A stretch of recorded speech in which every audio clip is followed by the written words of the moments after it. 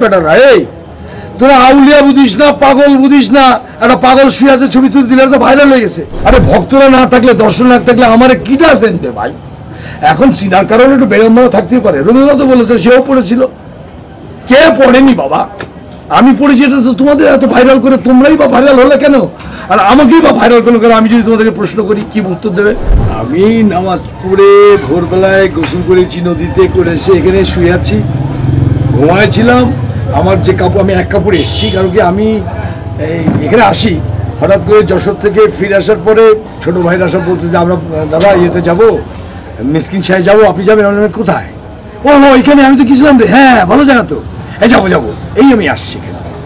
সারাদিন আড্ডা বেড়েছি। এখানকার যে সমস্ত কুতুবরা আছেন, এখানকার যারা খাদেম আছেন, এখানকার যারা পাগল আছে, আমি এদের সঙ্গে কথা বলছি, মজা করছি, আমার জীবনের সঙ্গে তাদের জীবনের মিল খুঁজছি, নাটক খুঁজছি। এখানে বাবা তোদের কি?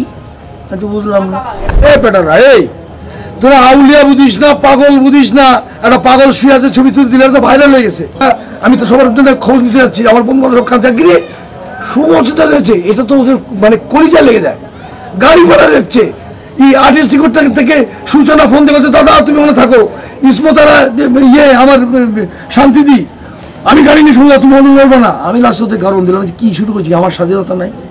আর আমি 61, আমি 61 বছরের মানুষ। আমার বাবা, বোন, ভাই কেউ না, আমার একমাত্র মাছ।